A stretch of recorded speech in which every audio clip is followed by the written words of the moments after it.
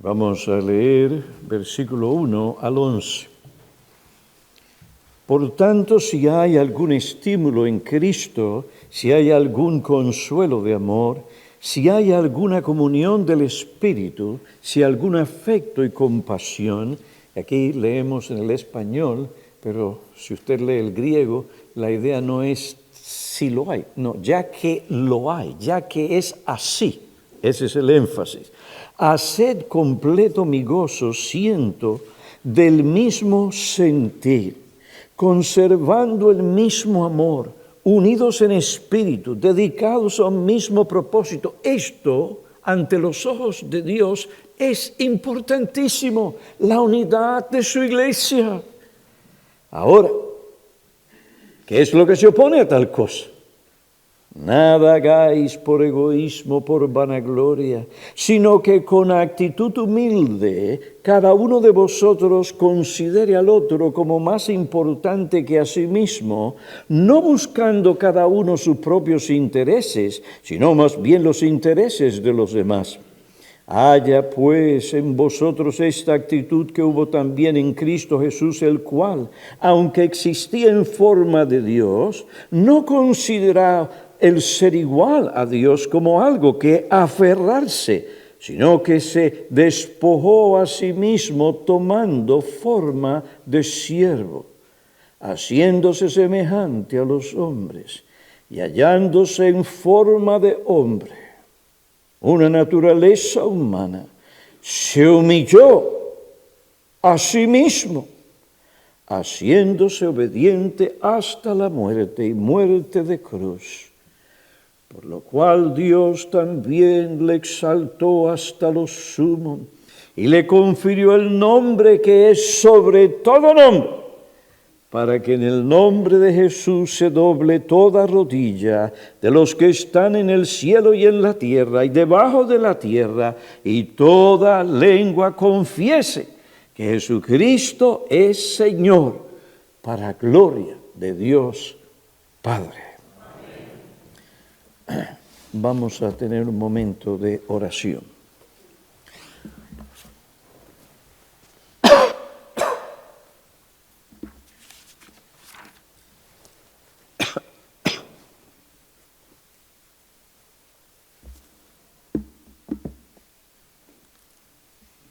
Oh Padre, a ti venimos para que sea tu Hijo amado, como profeta y maestro, el que venga a enseñarnos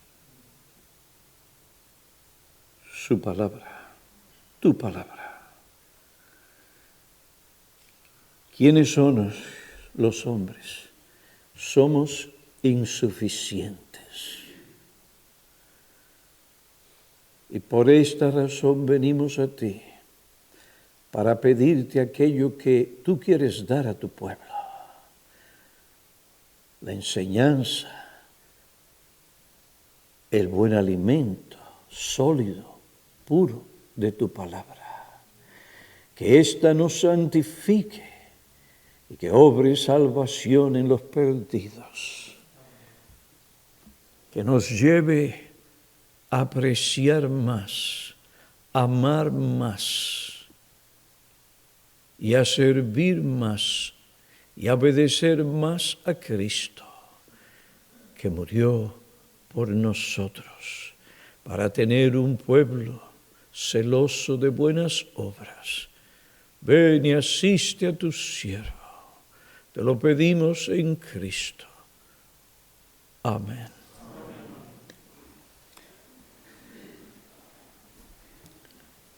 No hay una institución espiritual más importante en este mundo que haya hecho tanto bien y contribuido grandemente al progreso de la humanidad, especialmente en el ámbito de lo espiritual, como la verdadera Iglesia del Señor Jesucristo. Escogí mis palabras. La verdadera Iglesia del Señor Jesucristo. Pero, ¿qué es la Iglesia? ¿Cuál es su verdadera identidad?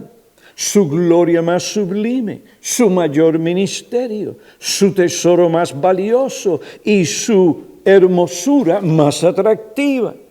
Estos asuntos nos han llevado a considerar algunas verdades fundamentales sobre la Iglesia que debemos de tener nosotros en nuestras mentes para guiarnos, a fin de que la Iglesia pueda glorificar a Dios y cumplir su función y misión en esta tierra. La primera verdad que estudiamos es que la identidad de la Iglesia de Cristo es que ella es el pueblo de Dios, su pueblo redimido. El pueblo de Dios, ante todo, es un organismo vivo y organizado. Tiene su organización y sus normas establecidas por su cabeza, que es el Señor Jesucristo. 1 Timoteo capítulo 3, versículos 14 y 15. La segunda verdad fundamental es que la gloria más sublime y esplendorosa de la Iglesia es la presencia de Dios en medio de su pueblo. Mateo 18, 20, Mateo 28, 20. He aquí estoy con vosotros todos los días hasta el fin del mundo. La tercera verdad fundamental es que el mayor ministerio de la Iglesia de Cristo es la predicación de la palabra de Dios. Hechos capítulo 6, versículo 3 y 4. Ahora bien, pasamos a la cuarta verdad, y es que el tesoro más valioso e imprescindible de la Iglesia es el Señor Jesucristo. Tesoro incomparable. El tesoro más valioso, imprescindible de la Iglesia no son sus ancianos, celebridades, programas, números, etc., sino el Señor Jesucristo. Él en su persona y obra es la piedra angular y el fundamento sobre el cual descansa y se edifica la Iglesia, una casa espiritual compuesta de piedras vivas. Pablo le dijo a los Efesios en el capítulo 3, versículo 11, porque nadie, Pablo le dijo a los Corintios, en el capítulo 3 de su primera epístola, versículo 11, pues nadie puede poner otro fundamento que el que ya está puesto, el cual es Jesucristo. No María, Jesucristo. Nada de eso de Ave María. Jesucristo, el único fundamento, el único Salvador, mediador entre Dios y los hombres.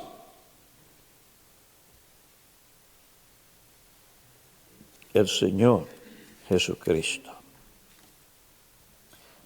Y separados de Él nada podemos nosotros hacer. Él es nuestro único Salvador de pecado. ¿Por qué Él es el tesoro más valioso, imprescindible? Porque Él es nuestro único Salvador del pecado y de la ira de Dios. Y le pondrás por nombre Jesús porque Él salvará a su pueblo de sus pecados.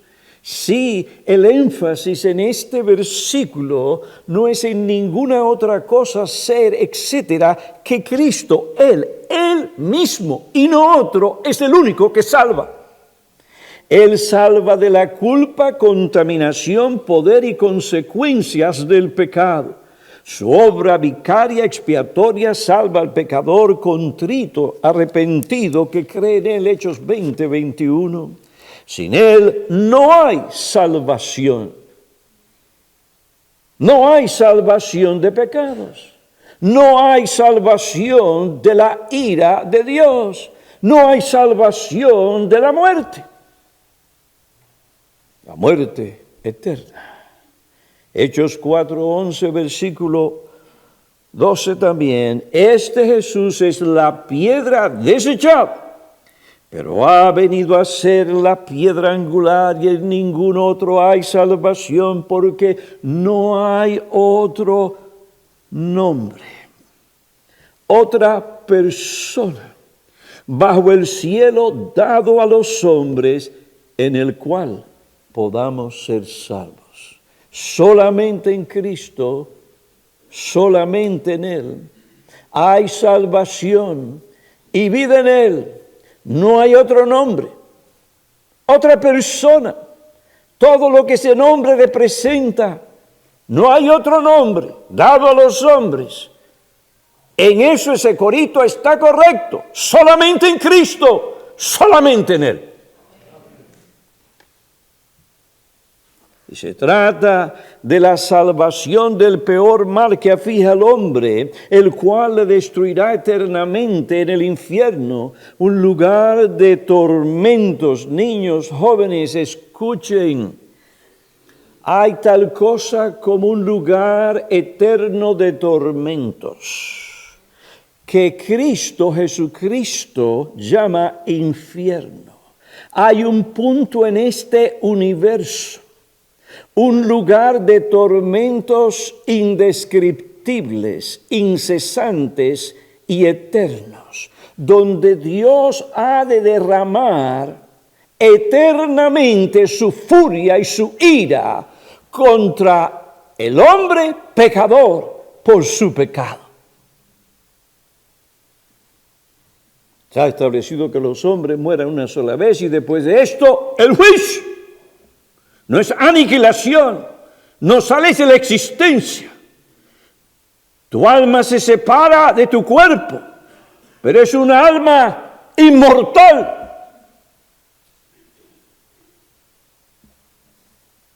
Jesús es el Salvador, que vino a rescatarnos del pecado y de la ira. Toma en serio el asunto de la ira de Dios, porque es verdad.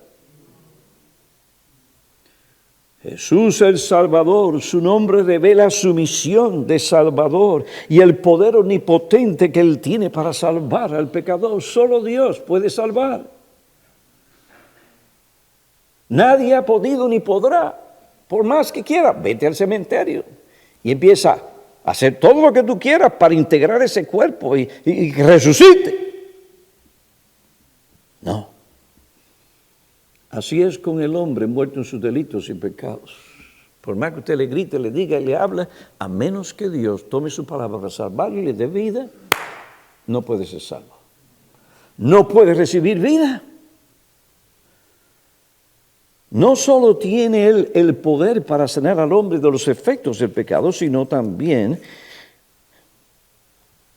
que Él quita el pecado, de tal forma que el hombre puede enfrentar el juicio de Dios como si nunca hubiera pecado.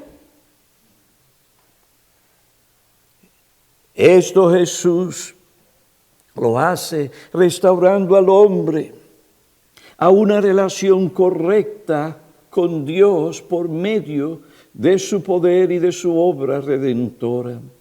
Oye, amigo pecador, en ningún lugar del mundo podrás encontrar otro nombre, otra persona que otorgue la salvación que el Señor Jesucristo provee.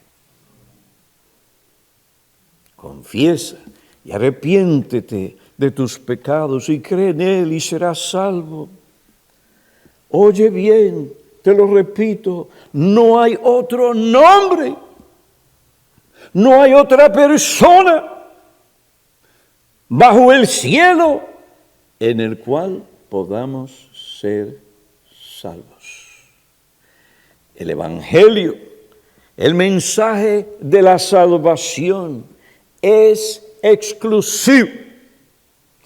En ningún otro No hay múltiples caminos, no hay varios caminos, hay un solo camino.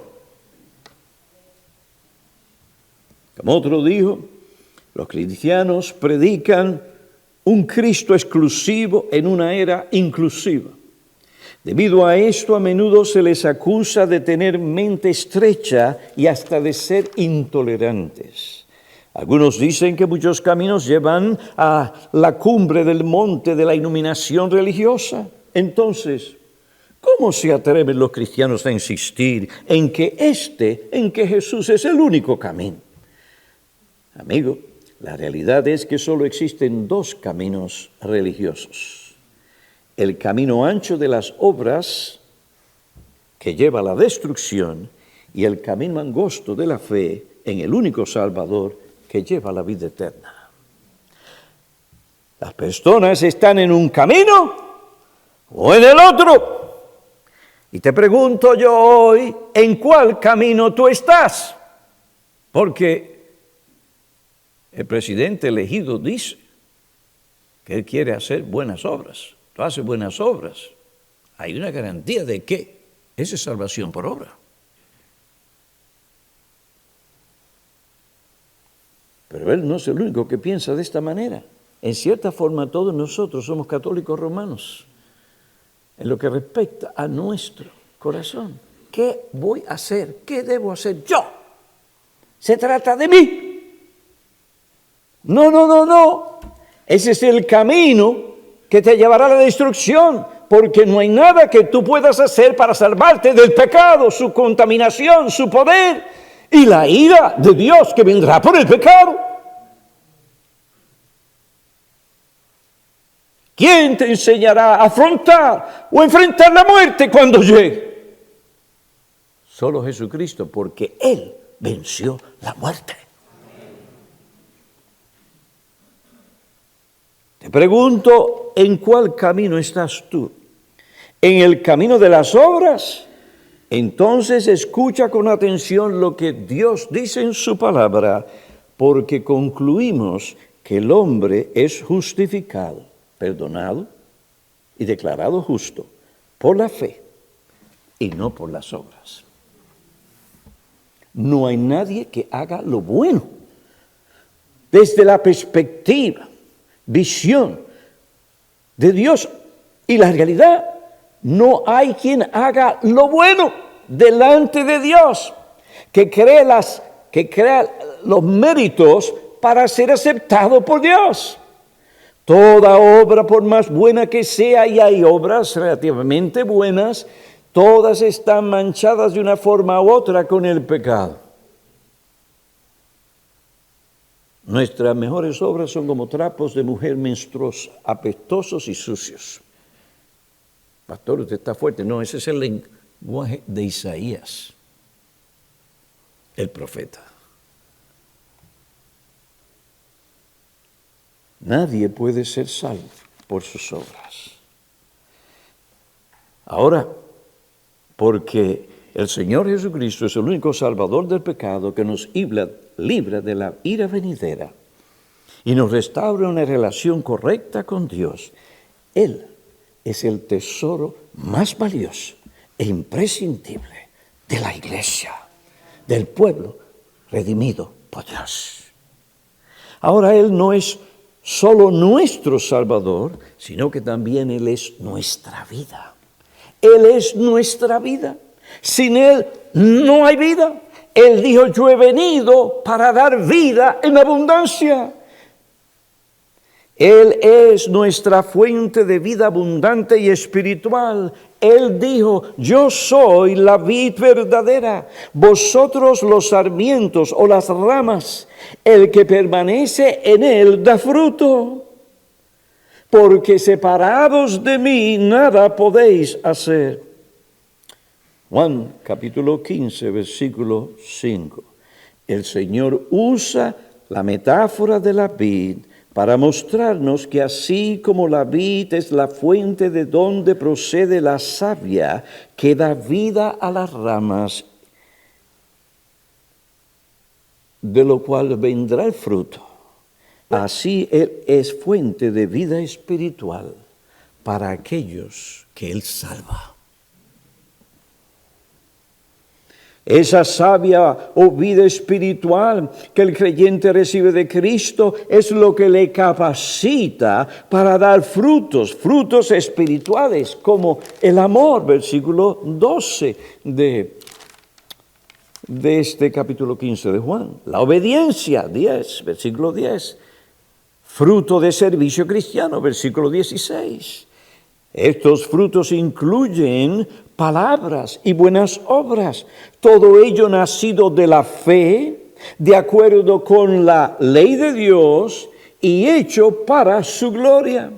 Estos frutos incluyen los frutos del Espíritu, como dije, amor, gozo, paz, paciencia, mansedumbre, fe, templanza y ¿qué más? Un corazón listo para alabar a Dios. El pasaje de Juan capítulo 15 enseña ciertamente la incapacidad del hombre para hacer lo que es bueno delante de Dios. El hombre está inactivo y pasivo en la salvación, en lo que respecta al inicio de la salvación. Dios, por su gracia regeneradora, le da vida. Y esta vida procede de Jesucristo. Y Él la da por su Espíritu y palabra. Él no solo da vida, sino que también la sostiene y la conserva.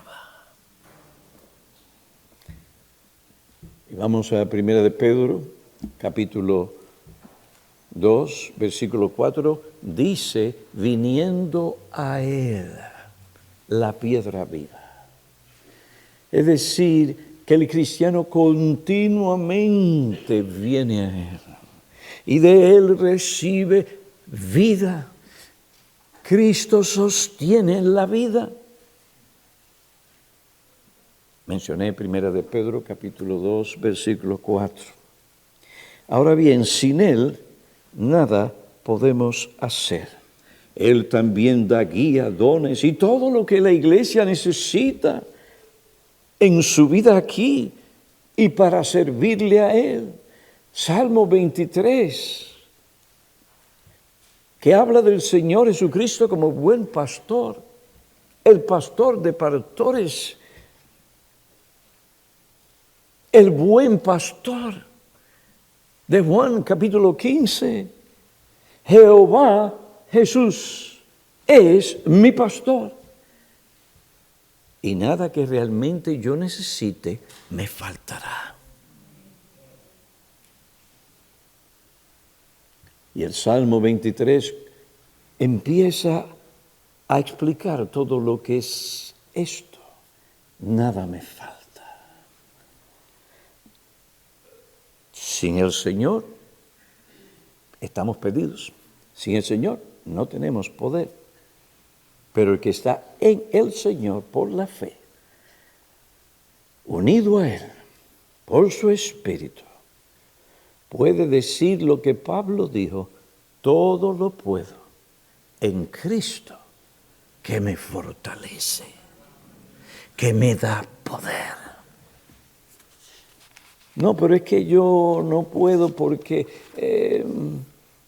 así no me enseñaron, mi educación, mi trabajo. No, todo lo puedo en Cristo que me fortalece. Jesucristo es el tesoro más valioso, imprescindible de la iglesia, porque Él es nuestro Salvador, Él es nuestra vida y aún más, Él es nuestro ejemplo. Él es nuestro ejemplo por excelencia. Él es ejemplo de amor por excelencia. Él se dio a sí mismo por nosotros para librarnos de la ira venidera. Él tomó nuestro lugar para sufrir el castigo eterno de Dios que nosotros merecemos por nuestros pecados e incredulidad. Él recibió el castigo, Obedeció la ley de Dios perfectamente, toda su vida terrenal. Romanos capítulo 5 habla de eso. Y Él lo hizo porque Él era nuestro representante. Y toda esa justicia por la fe es dada al pecador. Y delante de Dios es justo en la corte de Dios. Entonces, mucho más habiendo sido justificados, repito, perdonados y declarados inocentes, por su sangre, seremos salvos de la ira de Dios. Romanos 5:9. El amor de Jesús nos muestra cómo debemos amar a nuestros hermanos. Juan 15, versículo 12, este es mi mandamiento, que os améis los unos a los otros, así como yo los he amado. ¿Cómo nos ama el Señor? Pues eso tiene que manifestarse en nuestro amor hacia nuestros hermanos. Él es nuestro ejemplo. ¿Y cómo nos amó? Dio su vida por nosotros. Juan 3:16. En esto conocemos el amor en que Él puso su vida por nosotros. También nosotros debemos poner nuestras vidas por nuestros hermanos. Y no cité el versículo correcto, pero está en Juan. Juan nos dice, en 1 de Juan 3:16, en esto conocemos el amor que Él puso su vida por nosotros, también nosotros debemos poner nuestras vidas por nuestros hermanos. Ahora, Juan es práctico en este asunto. Él nos enseña en términos prácticos lo que esto significa, no tenemos que imaginárnoslo. Pero el que tiene bienes de este mundo y ve a su hermano en necesidad y cierra su corazón contra él, ¿cómo puede morar el amor de Dios en él? Hijitos, no amemos de palabra ni de lengua, sino de hecho y en verdad. El Señor Jesucristo no solo es el ejemplo de amor, sino que Él es el ejemplo por excelencia de abnegación. Filipenses capítulo 2, versículo 3. Nada hagáis por egoísmo o por vanagloria, sino con una actitud humilde. Cada uno de vosotros considere al otro como más importante que a sí mismo. Esto es difícil para mucha gente que tiene una alta estima de sí mismo. Para esas personas que generalmente tienen muchos dones, muchas capacidades. Si usted no es cuidadoso, va a tener un airecito orgulloso y no se va a dar cuenta. No tiene que hablar mucho, solamente su actitud refleja que usted ve a los demás inferiores a usted. Y la gente se da cuenta.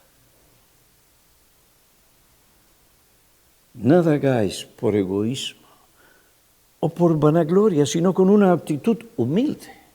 Cada uno de vosotros considere al otro como más importante que a sí mismo, no buscando cada uno sus propios intereses, sino más bien los intereses de los demás. Haya pues en vosotros esta actitud. Jesús es nuestro ejemplo. La actitud que había en su corazón, que se manifestó en su vida, que se manifestó en su obediencia, que le llevó a la muerte. Haya pues en vosotros esta actitud que hubo también en Cristo Jesús, el cual, aunque existía, versión del 60, siendo en forma de Dios, no consideró el ser igual a Dios como algo a que aferrarse, sino que se despojó a sí mismo, tomando forma de siervo y haciéndose semejante a los hombres, y hallándose en forma de hombre, se humilló a sí mismo, haciéndose obediente hasta la muerte y muerte de cruz. Una muerte vergonzosa.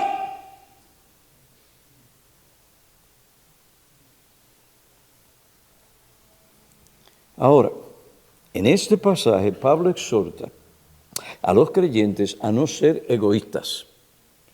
Si él está exhortando a esto es porque entonces tienen los creyentes la capacidad de ser unos egoístas. Aclaro, de caer en el pecado del egoísmo.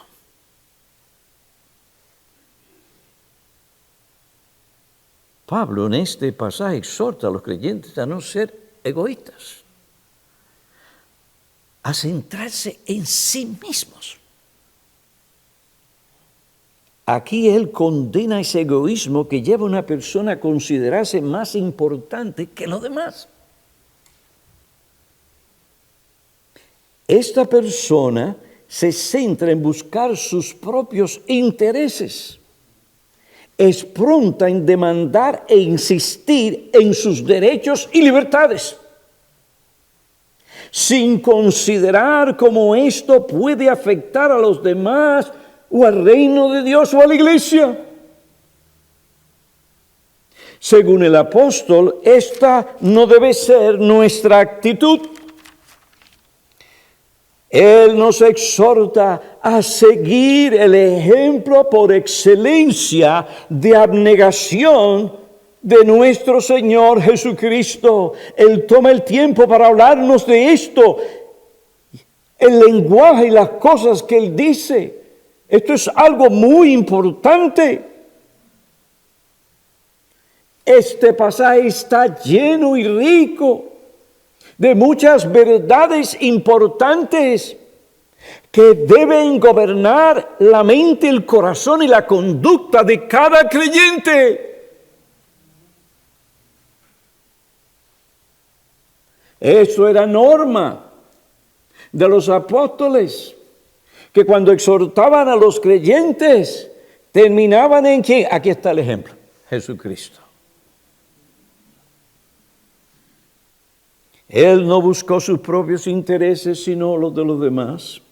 No insistió en sus derechos o privilegios, sino que estaba dispuesto a renunciar a todas estas cosas para buscar el bien de los demás, el bien de tu alma y de la mía.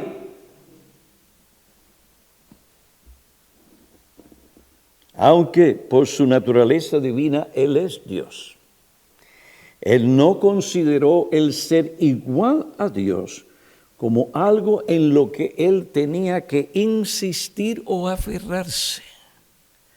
Si lo hubiera hecho, no hubiera venido a este mundo, no se hubiera humillado.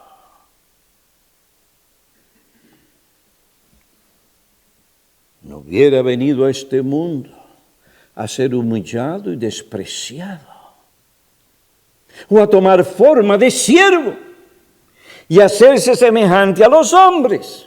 Observen, el texto dice, aunque existía, y aquí voy a ir ahora a la Biblia del 60, aunque siendo en forma de Dios. Esto era algo que ya así era. Siempre lo ha sido. Siempre lo había sido y lo seguirá siendo. Aunque existía en forma de Dios. ¿Qué significa esto? Para llegar a entender lo que esto significa, tenemos que tomar en cuenta cómo Pablo usa esta expresión o esta palabra morfe en este mismo capítulo. Dejemos que la Escritura se explique a sí misma. Si no, vamos a llegar a conclusiones incorrectas. Morfe no solamente habla de apariencia o forma externa. Aquí hay mucho más. Dejemos pues que el mismo apóstol nos diga qué es esto. B.B. Warfield da en el clavo cuando afirma que forma o morfe es un término que expresa la suma de las cualidades que caracterizan a una cosa y que hacen de ella exactamente lo que es.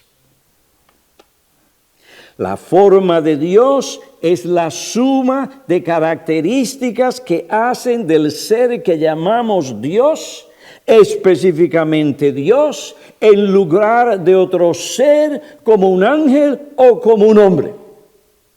Por tanto, cuando Pablo dice del Señor Jesucristo siendo en forma de Dios, él afirma de la manera más clara posible que el Señor mismo es lo que Dios es. Todo lo que hace a Dios ser lo que es, eso mismo. Así lo encontramos en Cristo, en Jesucristo, el Hijo de Dios, el Hijo eterno de Dios. Él posee toda la plenitud de los atributos que hacen a Dios Dios, y por esto no es ningún otro ser que esto mismo, Dios. En todo lo que eso significa en la Biblia. Ahora bien, B.B. Warfield presenta un ejemplo. La forma de una espada es todo lo que hace a una determinada pieza de metal, sea específicamente una espada en lugar de una daga.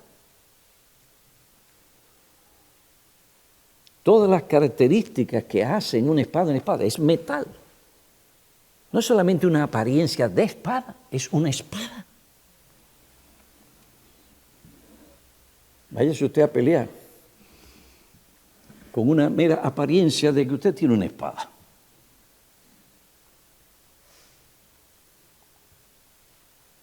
Forma de espada, morfe, en este sentido, es que reúne todas las cualidades de lo que hace una espada de espada. Y por eso usted tiene una espada con la cual usted defenderse.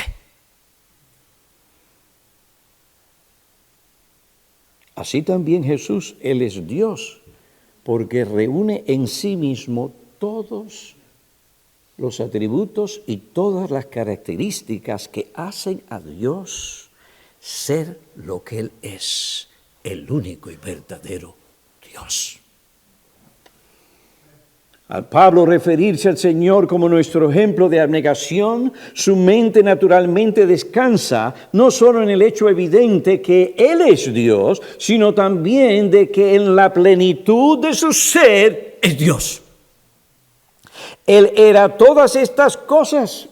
Sin embargo, Él no buscó sus propios intereses, sino el bien de los demás. Si se hubiera aferrado a su igualdad con Dios, en todo lo que eso significa y es, no hubiera venido a este mundo, no hubiera tomado una forma de siervo, ni la semejanza del hombre, y si esto hubiese sucedido, nosotros no hubiéramos obtenido salvación. Ese es el punto. No habría para nosotros esperanza ni salvación. Esta abnegación y manifestación infinita del amor de Dios hacia pecadores le llevó a despojarse de sí mismo. Y oigan bien, hermanos, aquí Él no se despojó de su divinidad ni de ninguno de sus atributos divinos. Usted podría decir, como algunos dicen, veló la manifestación de esa gloria en su pleno esplendor. Pero aquí Él no se despojó de su divinidad. Si hubiera sido así, Él no sería igual a Dios, lo cual Pablo acaba de afirmar en el versículo 6. El Señor se despojó tomando, no sustrayendo.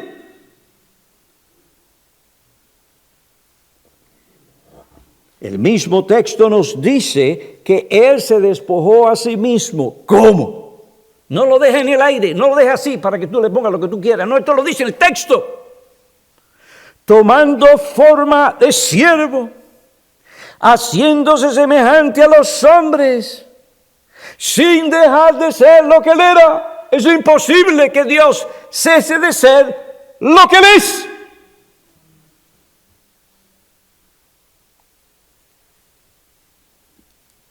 Observen, Él no tomó meramente la apariencia de siervo, morfe, apariencia. Pues si es una apariencia, entonces realmente no es lo que estamos hablando, un siervo, sino algo que parece, una apariencia, una sombra. No. Él no tomó meramente la apariencia de siervo, sino que llegó realmente a serlo. La suma de las características que caracterizan a un siervo fueron las características que le caracterizaron y se vieron en Él, y por esta razón, en realidad, Él fue un siervo, no una apariencia de siervo, sino un siervo. Una de las características incluye la semejanza de un hombre sin pecado, una naturaleza humana. El Verbo se hizo carne, pero continuó siendo el Verbo. Y como un hombre real, se convirtió en un siervo. No podía ser siervo como hombre y cumplir su propósito redentor sin llegar a ser hombre. Jesús dijo: así como el Hijo del Hombre no vino a ser servido, sino para servir y para dar su vida en rescate por muchos. Cuando vinieron a hacerle al rey, yo no he venido aquí en esa forma carnal y como ustedes piensan hacer rey. No.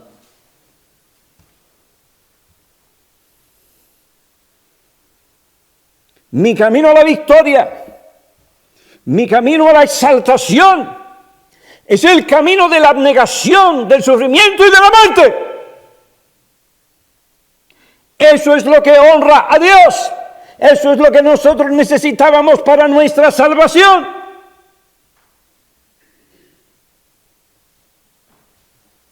No vino a ser servido. Miren cómo nació.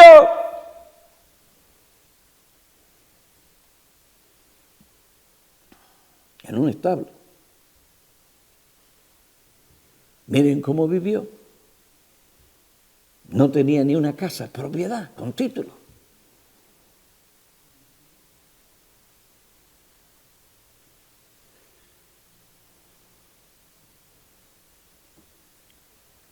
No vino para ser servido, sino para servir y para dar su vida en rescate por muchos.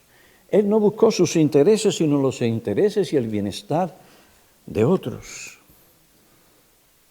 Hermanos, si nosotros hemos de ser humildes y buscar realmente el bienestar de otros, necesitamos urgente y desesperadamente la misma actitud del Señor Jesucristo.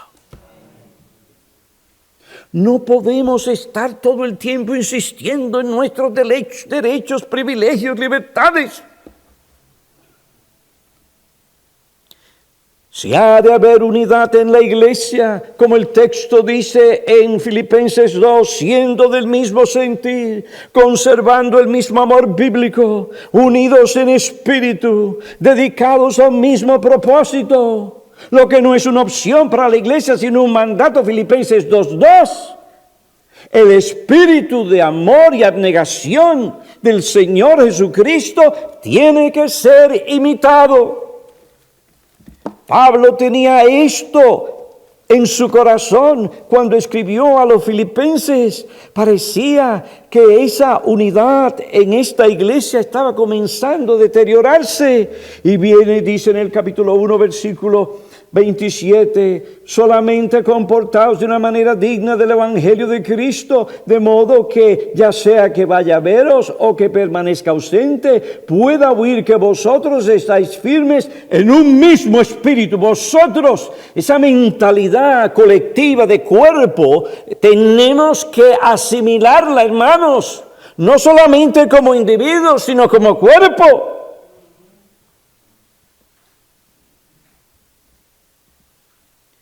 De modo que ya sea que vaya a veros o que permanezca ausente, pueda huir de vosotros que estáis firmes en un mismo espíritu, luchando juntos, unánimes. No uno hablando para aquí, el otro hablando para allá, el otro por aquí, la otra por allá. ¡No! Estar firmes en un mismo espíritu, luchando unánimes por la fe del Evangelio. Falta de unidad en la iglesia. Eso afecta al progreso del Evangelio, al avance del reino, a la salvación de las almas. Tú no eres la persona más importante de este mundo. Tu derecho, privilegio, etcétera, etcétera.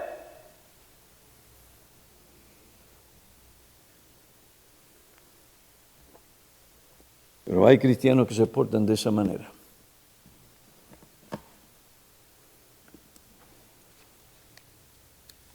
Hermano, sin la actitud de Cristo, seremos personas egoístas. Como yo quiero, cuando yo quiero, como yo pienso. No importa cómo eso afecte la iglesia. Yo soy la persona más importante. Tú no lo dices, lo actúas, lo vives y lo reflejas.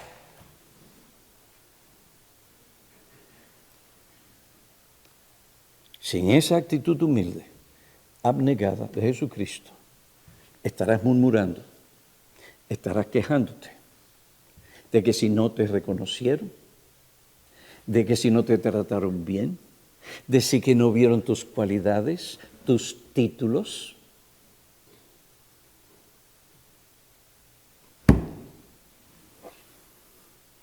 Eso no es de Dios, eso es del diablo.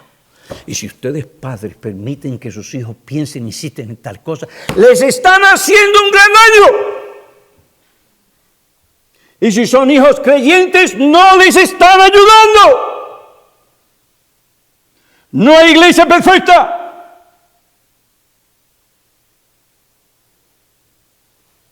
No estamos en el cielo. Lo importante no soy yo, cómo me trataron. Si me dieron más o menos. Lo importante es la gloria de Dios. Que me humillaron, que me afligieron. Que si no acordaron, que no me defendieron. Hubo un momento en mi vida, gracias a Dios, fue el Espíritu Santo, cuando empecé a ver tanta injusticia. Pillé un momento. Después que yo ayudé a aquel, ayudé a esto, lo más cercano. Piñero, lo importante no eres tú, es la verdad, es el Evangelio, es la gloria de Cristo y la gloria de Dios. ¡Qué libertad! Se acabó. Ahí esa clase de espíritu no deja la puerta abierta para murmuración, la queja.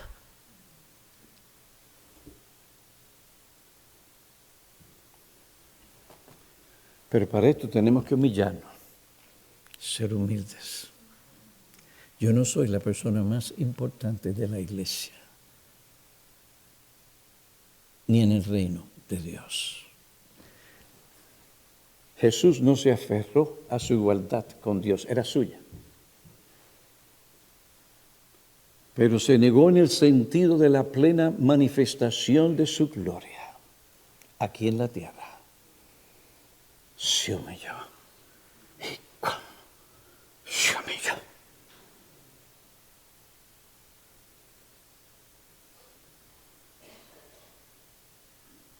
El dador de la vida, crucificado en una cruz,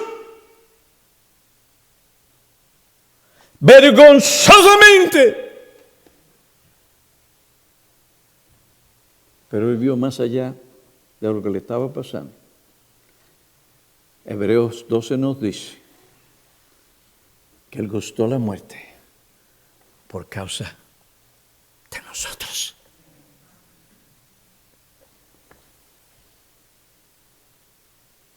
¿Y saben qué pasó? Dios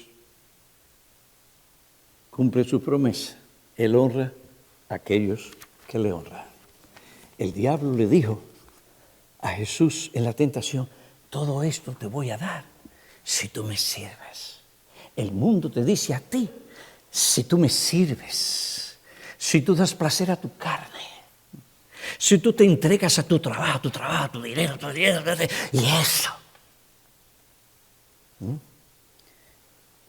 Mira todo lo que vas a recibir.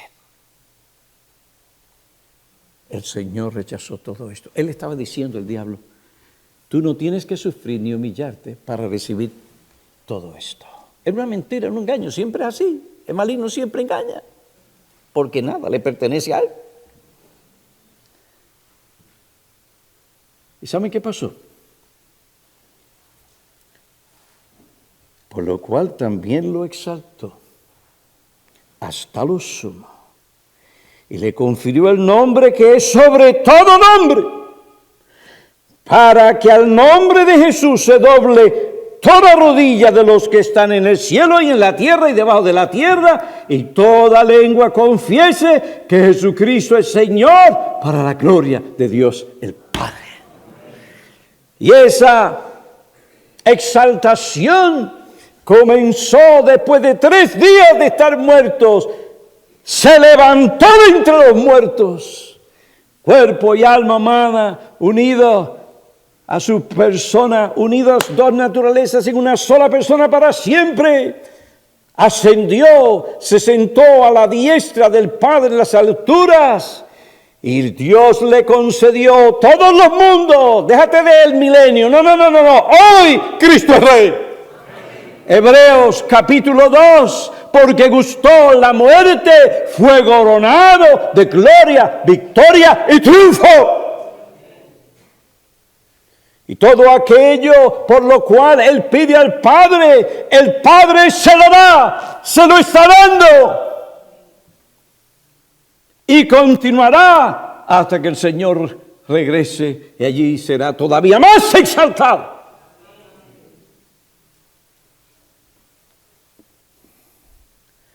El camino a nuestra victoria, el camino real de gozo. Hermano, no es el camino de que me exalten, me alaben, me den esta cosita aquí, esta cosita allá, aquí esto, aquí todas las cosas dentro del contexto correcto tienen su lugar, pero no es que yo estoy centrado en mí mismo.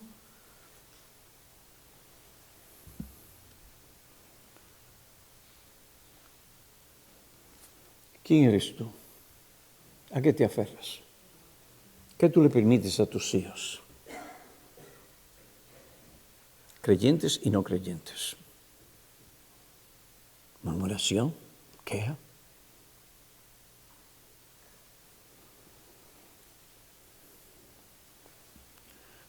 Otro ejemplo de abnegación.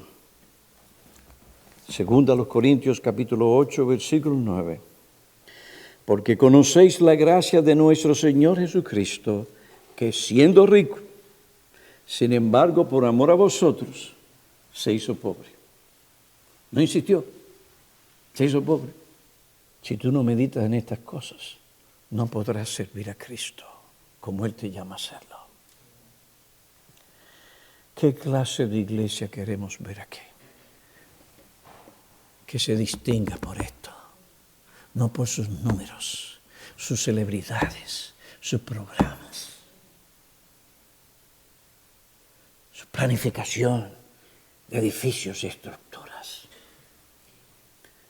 Haya pues esta actitud que hubo en Cristo, el cual no se aferró, sino que se despojó tomando la forma de siervo.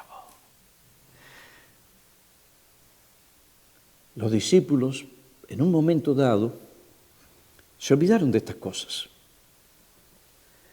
Y estaban peleando unos con otros para ver quién era el mayor.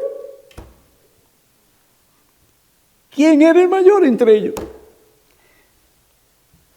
Y qué cantazo y golpe y latigazo le dio el Señor. El mayor en la iglesia, en mi reino, es el que toma el lugar de siervo, que siendo rico se hace pobre para enriquecer a otros. No te debe costar traer tu ofrenda. Al contrario, siendo lo que Dios te da, lo que Dios te da, no te aferras a ti, a tu materialismo y consumismo, sino el bienestar de las almas de Dios, la extensión del Evangelio. Oiga, esas iglesias han dejado una huella en la historia de la iglesia.